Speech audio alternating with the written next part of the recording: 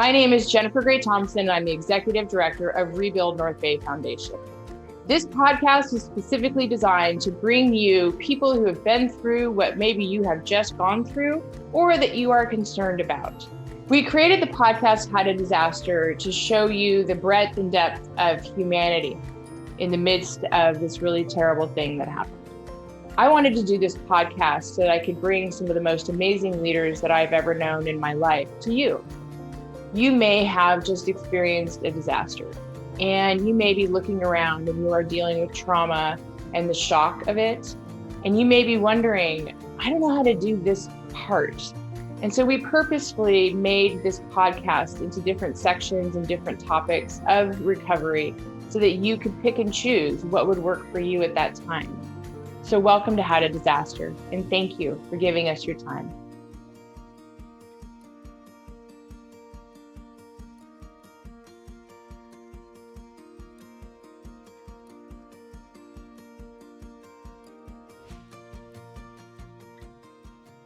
Hi, welcome to another edition of How to Disaster, a podcast to help recover, rebuild, and reimagine.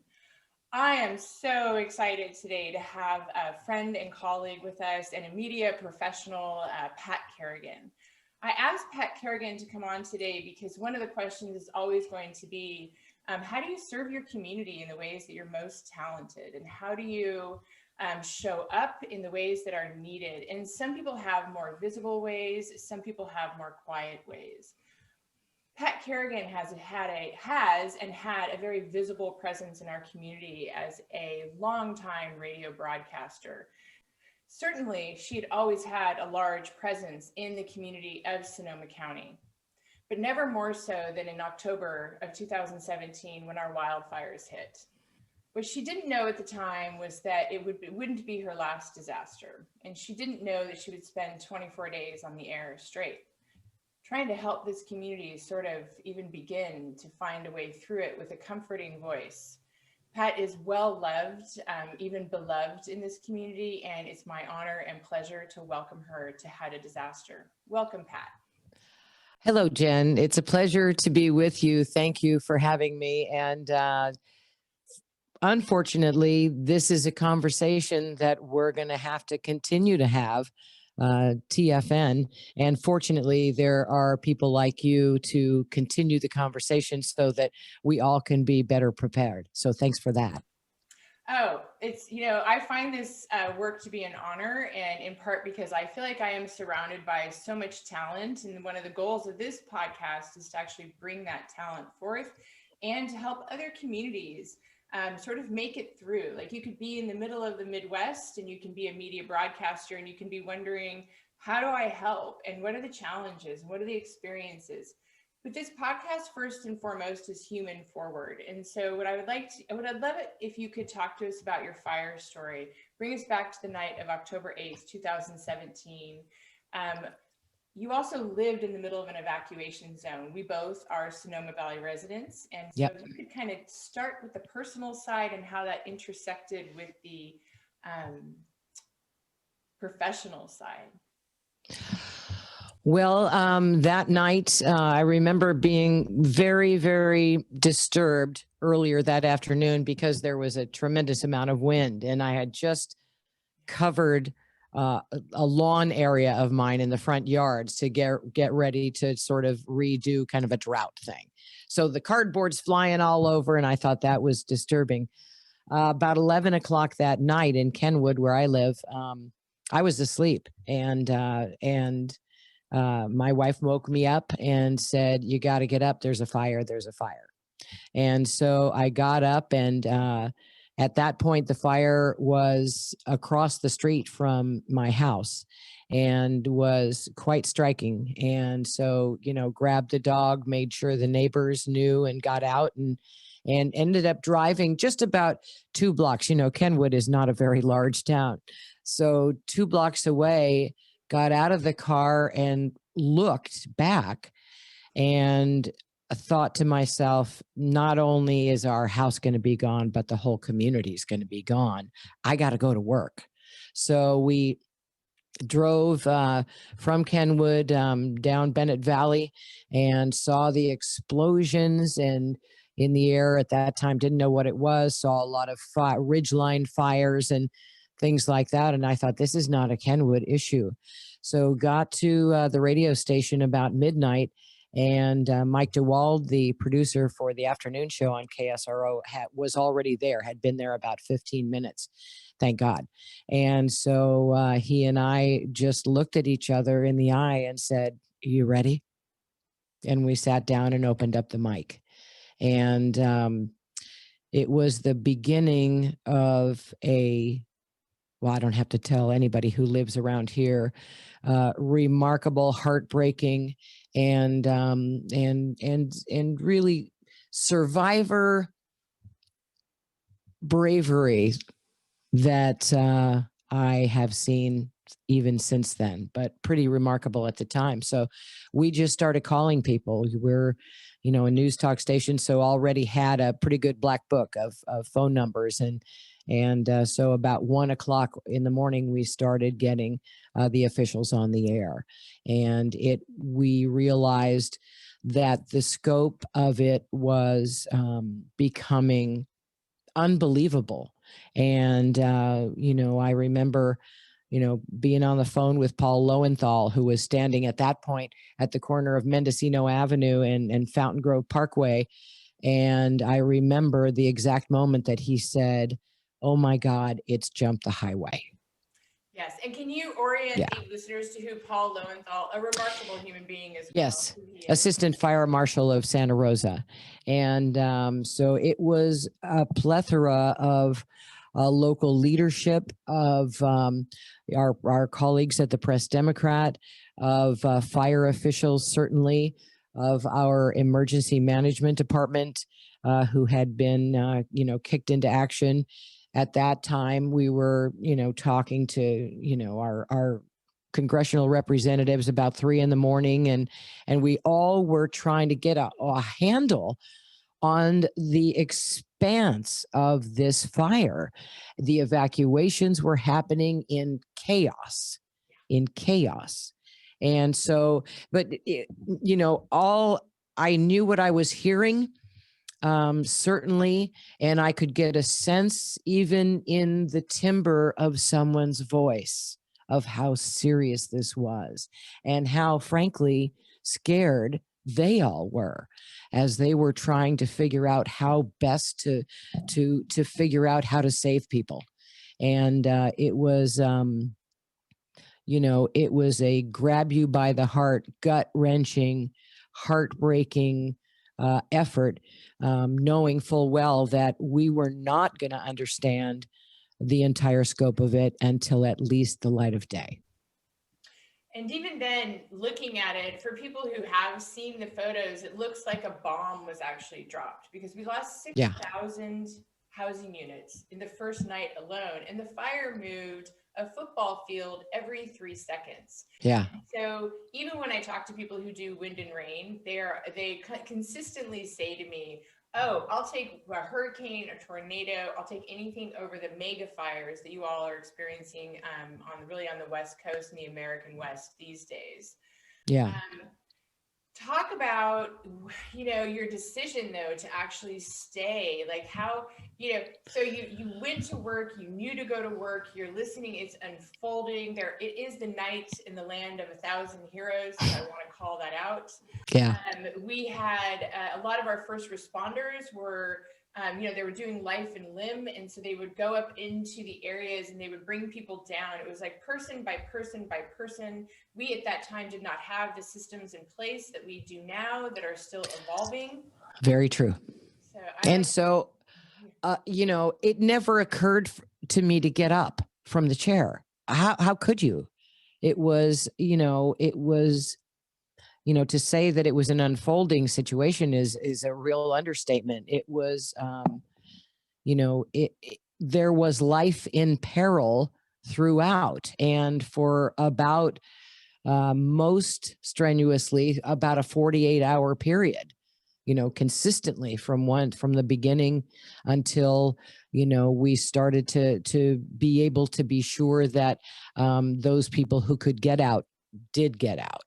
And so it was this constantly evolving situation, which for the first 48 hours and then beyond that, but for the first 48 hours, certainly the life-threatening nature of it was stunning. I mean, I hear that the phones, never stopped at the radio station, and really it was, people started trickling into the radio station because they were evacuated and didn't quite know where else to go.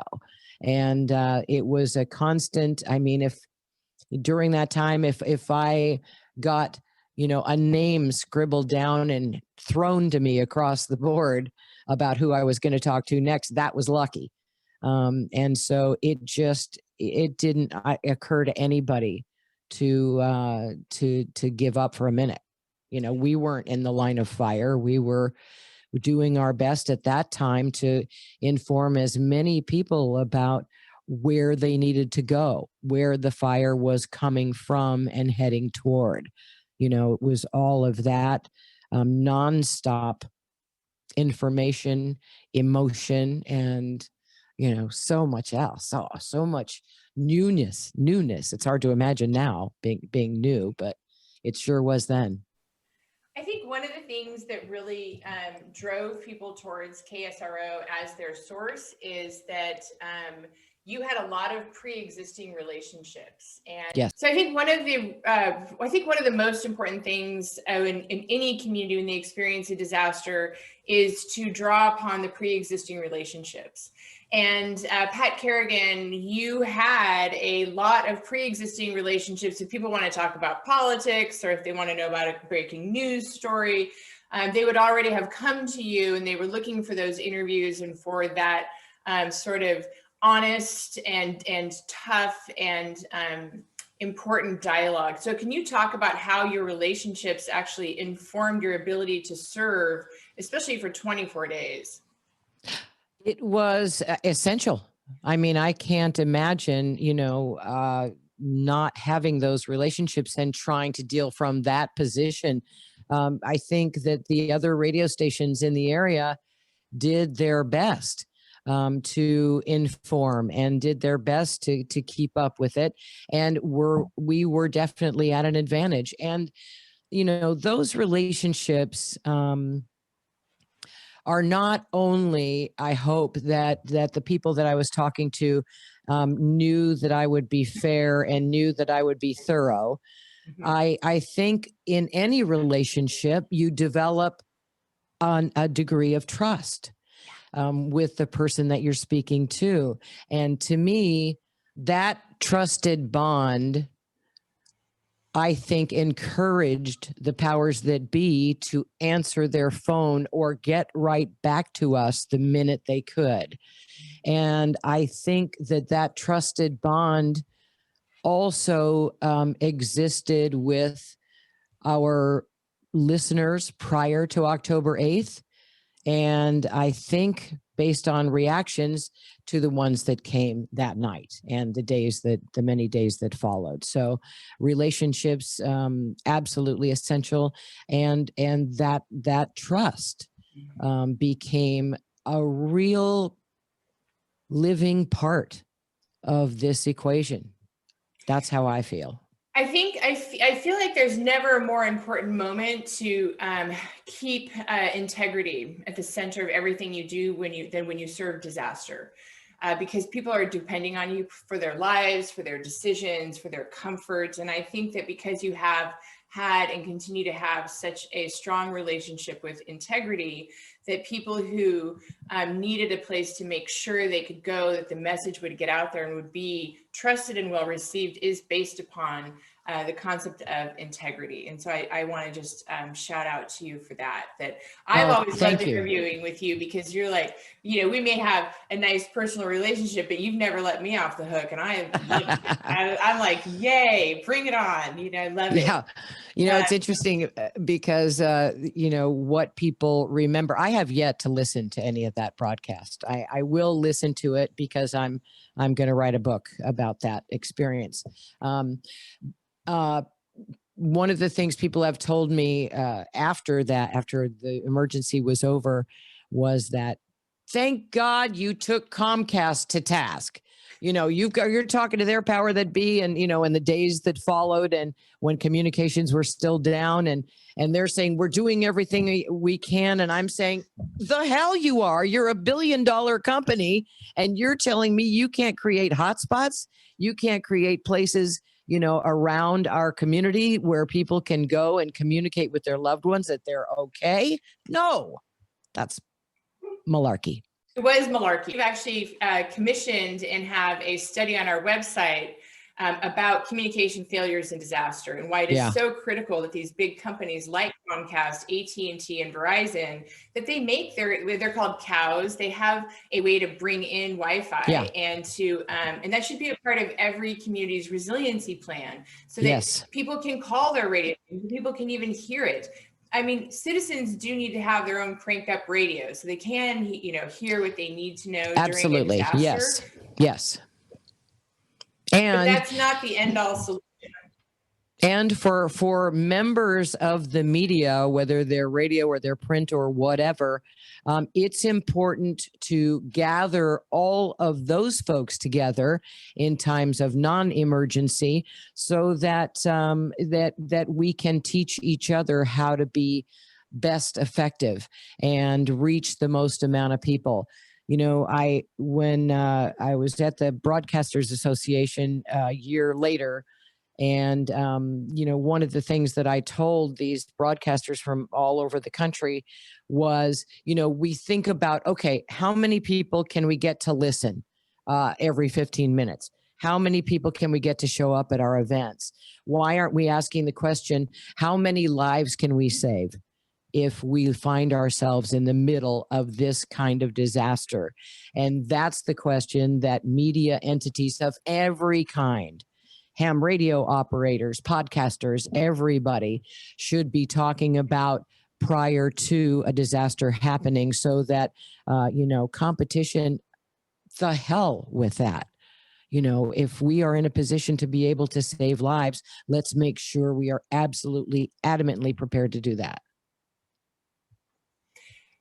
Because the best way through it is always going to be together. Like in a disaster, you don't get in front of anybody else's competency because you're afraid of credit. Like, it's not about being a hero. It's about acting heroically whenever possible, because that's what the moment calls for. So I hope that many broadcasters hear this, because, we worry a lot about communities across the American West in particular who are highly vulnerable to these mega fire disasters, and have not had the bandwidth, and which is totally normal, but literally need to find the bandwidth and the resiliency in their own communication systems to make sure that they can be there to save lives. I was just thinking that I had heard from people who came into the radio station that they said, have you seen the signs? Have you seen the banners over the highway? Have you seen, that say, thank you to the police, and thank you to the fire department, and thank you to KSRO and stuff. And I hadn't seen anything except the inside of the radio station. And I know that a couple of hours into the broadcast,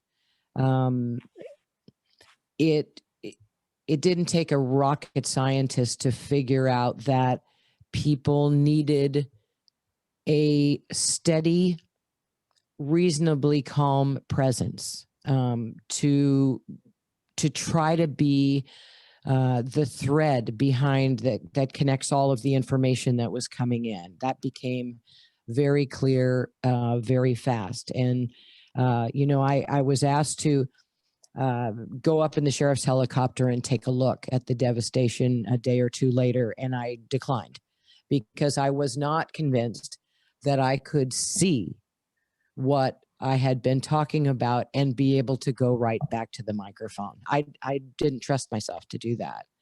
And so I didn't see any of the most fire-stricken areas, including my own town, until the 25th day, when I took a drive around and saw what I had been talking about. And I did what every other human did. I pulled over to the side of the road and I wept and I wept and I wept. And, you know, it was personally, you know, that's when I let myself fall apart. That 25th day was really the first time. And then, you know, it became clear that, okay, we are over the lives in peril part. Now the work starts, as you know. That's when you started Rebuild North Bay, and became an integral part of the next chapter, which, as it turns out, is just open-ended. There is no start or finish to this, not in that circumstance in 2017, nor any that has followed it, nor in the foreseeable future. And for the listeners who don't know, we have experienced mega fires since then, and really scary. And the most recent one was the glass fire that also came right into Sonoma Valley and burned over part of the scar. So that too had to be traumatizing. It was, you know, from a broadcasting standpoint, you know, and I have developed. It's a good thing you can only marry once, I suppose, in this country, because otherwise I would have so many first responders and a few political types that I would want to be married to as well right now. So you get to a point where you get the heads up and that this is a situation, and then you go to work, you know. The glass fire this past year was really representative in some really good ways of how far we've come since 2017. Certainly in communications between the Department of Emergency Services and the public, remarkably. And so, you know, again, this, you know, like there was during the Kincaid fire, this mass exodus of people trying to be evacuated, and during a pandemic where, you know, there are no places, you know, in other circumstances, parking lots became new communities, you know, and certainly the shelters and things like that, and only that wasn't available to us. So it's a never-ending story that you don't just have to hope, you have to take part in the planning and the progress that we make as a community, so that when something happens next, you are better prepared, you are better informed, you are more self-reliant. I think that's a huge step forward that we've made. Yes, we did a whole 2-part podcast on how to be a citizen prepper. You know, how to sort of like be able to take care of yourself. And for Christmas this year, I got a full face gas mask for my husband, because I said, I don't know how bad it's going to be, but I want to be out there and be prepared to actually help my community. I think it is imperative on each of us to have, you know, some of the tools that we need in order to get through, especially the first 72 hours. It is it's sort of funny that I would want a full face gas mask, but I was also very serious, because I know that in the event, when it happens, of some sort of evacuation, that I, like you, will be called upon to deploy a skill set. That we have a very specialized one that we have acquired and honed over the years. So, but I'd still like to take you back to 2017, and I want you to talk about, so yeah, you're on the air for 24 hours, but how do you manage sleep? Like, how do you manage eating? How do you manage that sort of like, you have to stay alive too, like physically and emotionally. So how do you manage that? Well, first of all, I had to find a hotel room because my family was at the radio station with me, and my 6-month-old pup, who, was a 6-month-old pup, and yet somehow managed to sit at my feet the first night of the fires for 12 hours without moving.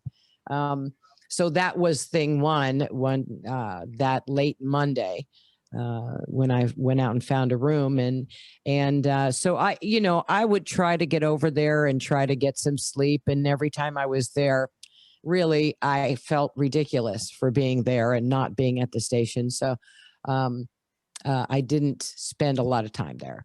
Found out it was, like the Tuesday after that I was talking to a firefighter who was in the Kenwood area. And at the end of the interview, he said, "By the way, Pat, I'm standing in front of your house and you're okay." And that's how I found out that my house had not burned down. And so that was a moment. So I was luckier than most in many communities.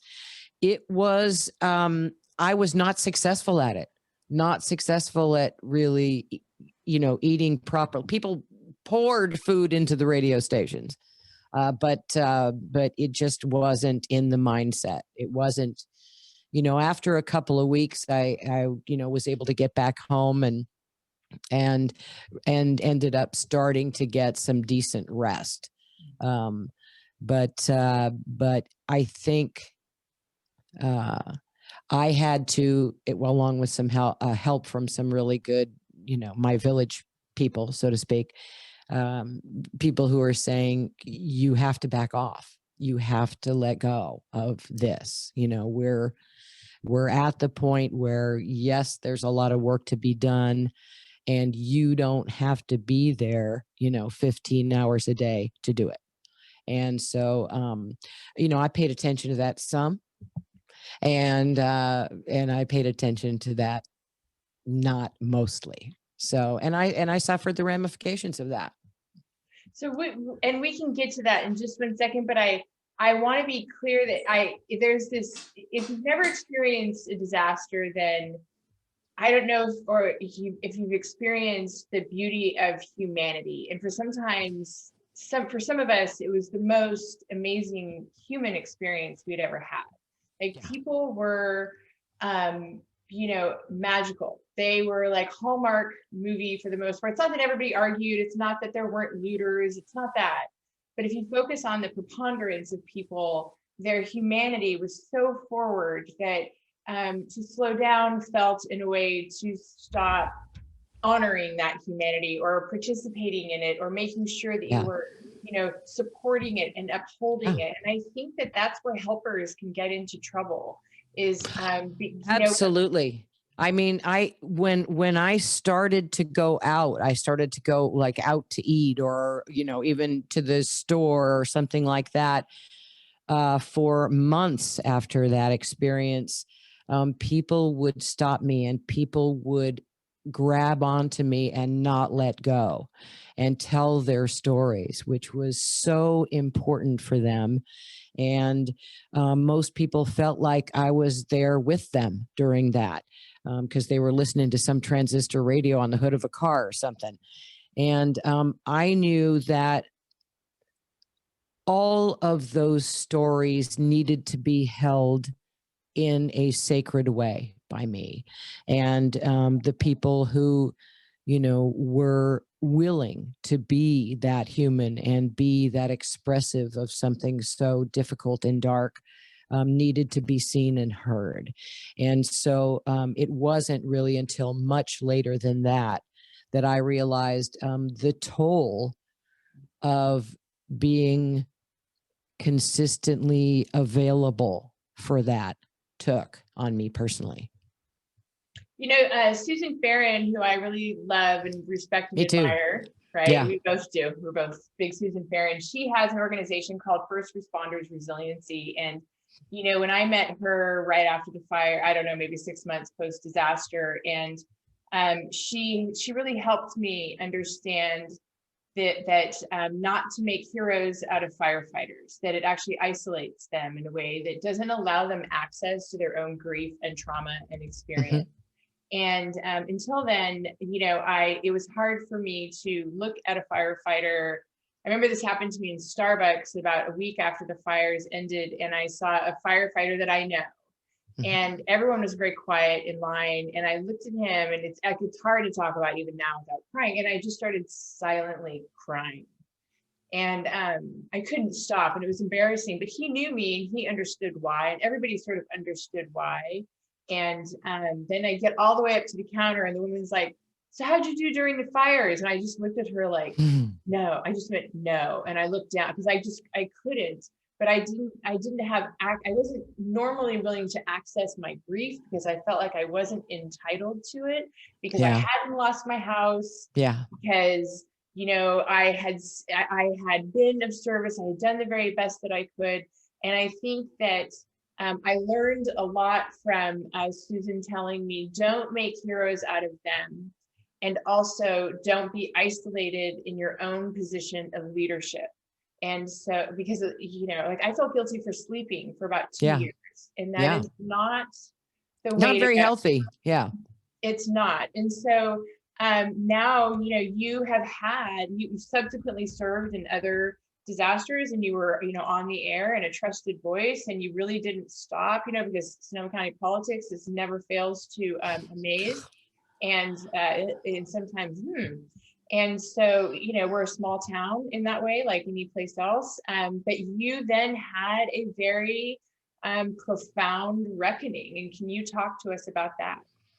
Yeah, well, when I finally hit the wall, it's the typical story about, a pebble drops on your head, and if you don't pay attention, then it's a brick, and then it's a house, whatever it is that gets your attention enough to tend to it. And for me, it was an already sort of inbred natural inclination towards alcohol. It's an issue that has, been with me for many years. And I didn't drink during the fires. And in 2018, I don't know, I think I did about 150 maybe appearances that year related to the fire and disasters and things. And then I just picked it up again. And it became, as it has a tendency to do for people like me, to become, the presence in your life. And I found it, harder and harder to go, get up at 2 a.m. in the morning and be on the air by 6. And people ask me all the time, "Were you drinking on the job?" I said, no. But every other opportunity I had, pretty much, yes. And so I went into rehab. And while I was there, I decided that when I came out, I would talk about it on the air. And part of the reason, a major reason for that, is because I felt that this community had put so much trust in me in order to communicate honestly and deeply and meaningfully, that I owed it to them to respond in kind. And so I really didn't think it'd be a big deal. I got on my show after I got out of rehab and told them where I had been and why I had been there, and what worked for me and what didn't. And I was shocked by the response. And, that was a little over a year ago. And then the paper did a story about it, and it was all the thing. And people ask me, it's not the general, "How are you?" Because I haven't seen you for a while. It's like, "How are you about that drinking thing?" And people mean well. And I am so fortunate. If I could have spread around the kind of love and support that I got after talking about this on the air to all of the alcoholics who are in dire straits and need that kind of support, I so gladly would have. So gladly would.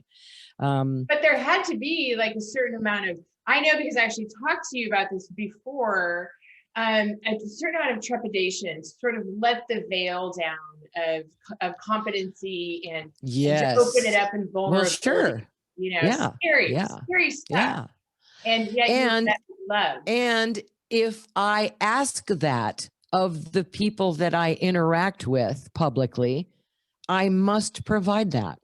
It's only fair. And so because that's how relationships work, successful ones. And, I noticed sort of right away I would be in an event or something. This is in, like late 2018 or early 2019. And people would watch me, if I was emceeing an event or something like that.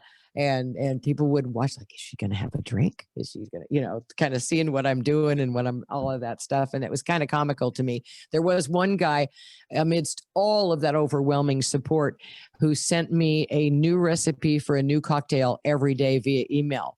And some people were like, why would he? And I thought it was hilarious. I just thought it was hilarious. Was it somebody you knew? Because what a weird thing to do for some. Yeah. And the number of people who contacted me, some that I knew, some that I didn't know, some that were in very high positions of power, not just here, but across the country, who said, thank you for doing that. And, I wish I had the courage to do it too. And even now, I just got an email the other day from a guy who said that he heard me on the air then and just celebrated a year sober. So, that's all well and good. For me personally, I have a small but voracious group of people who watch out for me and who are the kind of people and family in my life that say, oh, no, you don't. No, you don't. And I mostly pay attention to them. And I focus as entirely as I can on every sweet, wonderful, meaningful, important thing that is available to me when I'm on this side of drinking, that is not available to me on the other side. So I live a lucky enough life that those things are plentiful and magical. And so that's, those are the arrows that go into my quiver in the fight against this thing. So I am very lucky, very fortunate, and really have never been happier. Oh, well, I so love to hear that, because I meant it when I said that you are much beloved. I don't know that I've ever seen as much positivity on social media as I did when your statement was released. And it was from people who didn't know you, people who did, and a lot of pride. And when I go into newly fire affected communities, and I don't name names because that's not necessary, but I do say, I saw people who I considered community heroes, and I still do, and they had to take care of themselves, and I had to listen to that too, which was, you have to find some balance. And I found myself like a year and a half in, or I think it was around the same time that you went in to get treatment for alcoholism. And I realized that I was having a lot of anxiety, and my blood pressure was raised, and I had gained weight, and I just kept moving along and doing the next thing. And it was really Susan Farron who, stopped me hard in my tracks and said, because I got a migraine at a lunch, and we were talking about another media outlet and all of their issues, lack of morals. And I was crushed by that. And she was like, you're paying attention to all the wrong things when you should be paying attention to you, and meditate. And she flipped over her handout, and I still have it. And then she sketched out like a mental health care plan for me. And she's not by training a mental health care professional. Yeah. She is. And like, she is. I mean, she is, but I mean, she depends on them. So I don't want to misidentify her, but she'd had enough experience with this dynamic to fully recognize it and be like, girl, like, we're not going to keep, like, she goes, this is the end of the business meeting, and we're going to talk about you. And I was, and because of her nature, I wasn't even embarrassed. I was sort of relieved. And, there are simple things you can do, but in the midst of the disaster and then after too, like, you do have to sleep. And you do have to listen to your spouse. I don't know about your spouse, but my spouse feels like a war husband sometimes. Can you Yeah, talk I've about gotten the a role lot of of fights like, just don't do it. Just as I'm putting on my shoes, getting ready to go, saying, don't do it. Just don't do it. And I'm not good at listening to that. I am much better at listening, at realizing that, I can put my shoes on and go to work. I just can't stay there. Right. Yeah. Totally. And there is a price. Listen to people who are smarter than you about you, I think is the operative term. All the time, which I don't. Yeah. For the most part. Like I just think, well, I'll just work harder, and it's not the right way to go. And I'm really trying to, take the message, but also be honest about how hard it is to listen to. Like, I skipped working out this morning because I wanted my my hair to look better for this podcast, because it's about work. And but I know that means that I'll have to go home and do it, because you do have to offload the adrenaline. You do have to offload, when you have in your position, especially, not as much mine, I would say, but for those 24 days, you are constantly absorbing the trauma, and then you're turning it into something digestible for other people. And it is that being calm actually is what's needed. And it's not that you should do anything differently, but it does mean that when you come off of that deployment, as it were, that you put aside time for yourself to be calm and to honor, how traumatic it can be, like that moment when you finally pulled over on the side of the road and wept. And also listen to some of those very smart people who don't give a damn about what you do, could care less, and are not impressed in the very least, but they do care, and they are impressed by the human that you are. So be sure to be around those people who demand that kind of attention. Yeah, I really love that. So I'll keep you on board if you keep me on board. Girl, you know what? Always. You can always call. You can always text. I'll go to your podcast and spoon with you. It's fine. I'll be.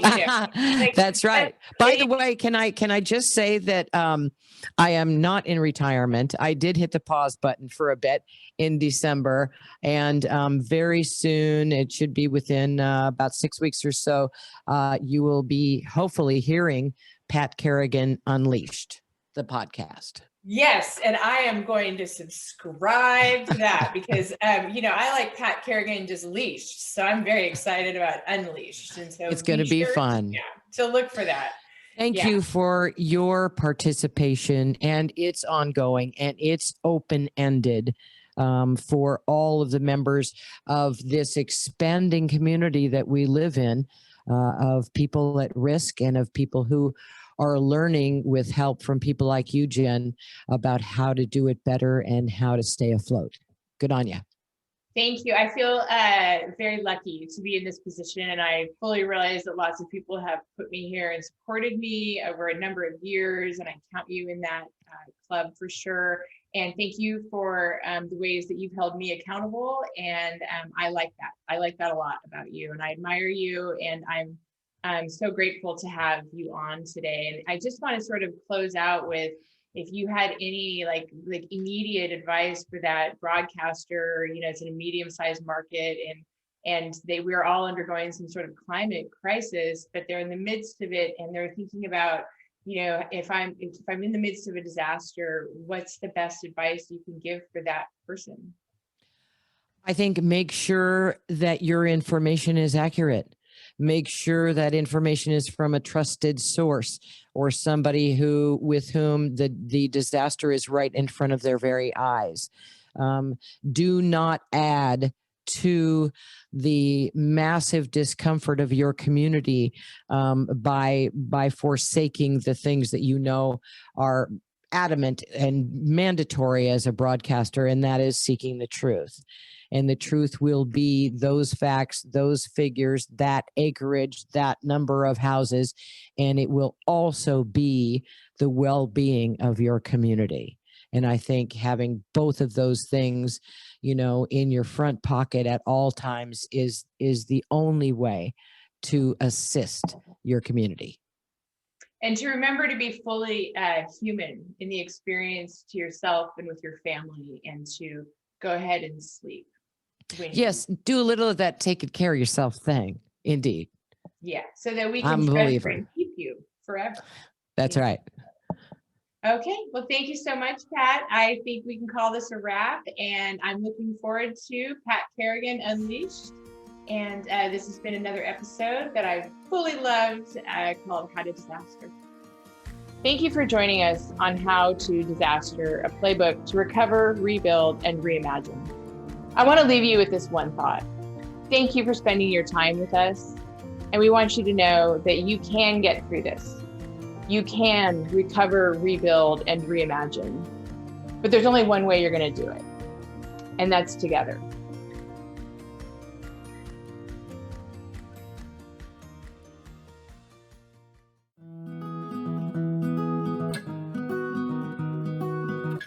Fannie Mae, the largest provider of mortgage finance in the U.S., owns 1 out of every 4 loans in the country. You can find out if Fannie Mae owns your mortgage at knowyouroptions.com by using our loan lookup tool. This last year has been quite difficult, and making your mortgage payments could be too. There are options for those available that may have experienced a natural disaster such as wildfire or the COVID-19 pandemic. One of the options available is a forbearance plan, where homeowners are given a period of reduced or suspended payments to manage a temporary hardship of financial standing. For this caused by natural disaster or COVID-19 pandemic, you could be eligible for a 6-month extension with a possibility of another 6 months after that. During the forbearance plan, the homeowner is not charged late fees. If you received additional living expense assistance after your disaster, and those funds have run out, you still may be eligible to apply for a forbearance plan. When your forbearance plan ends, your lending or servicer will contact you to see if you need assistance or are ready to resume making your normal scheduled mortgage payments. If you don't hear from them, you should proactively reach out. If you are unable to repay the balance in its entirety, you may arrange a repayment plan, or if eligible, qualify for other programs such as a payment deferral or flex modification. A payment deferral allows you to bring your mortgage current. This option keeps your monthly mortgage payment the same as it was before your hardship, and the total deferred amount will be due on the last scheduled payment of the loan. Should you sell or refinance, the deferred balance is included in the remaining amount due. Flex modification is Fannie Mae's standard modification. Provides 20% principal and interest payment reduction on your mortgage. Once the modification is complete, the loan's term is extended to 40 years. Depending on the circumstances, the modification may result in a reduction of interest rate and/or principal forbearance. What is a principal forbearance, by the way? And that's when a portion of the unpaid principal balance, basically the remaining loan amount, is put into an interest-free balance secured by the loan as part of the flex modification. It can be modified by the maturity date or with an early payoff. More information is available at knowyouroptions.com. When ready to request mortgage assistance, reach out to your mortgage company. This is the company you send your payments to each month, and you'll find that phone number on your mortgage statement. Additional relief assistance is available through our Disaster Response Network. Here, impacted homeowners can work with HUD-approved housing counselors to get help requesting financial relief through FEMA, insurance claims, and more. Homeowners can visit knowyouroptions.com/relief for more information or call 877-833-1746. Once again, 877-833-1746 or knowyouroptions.com.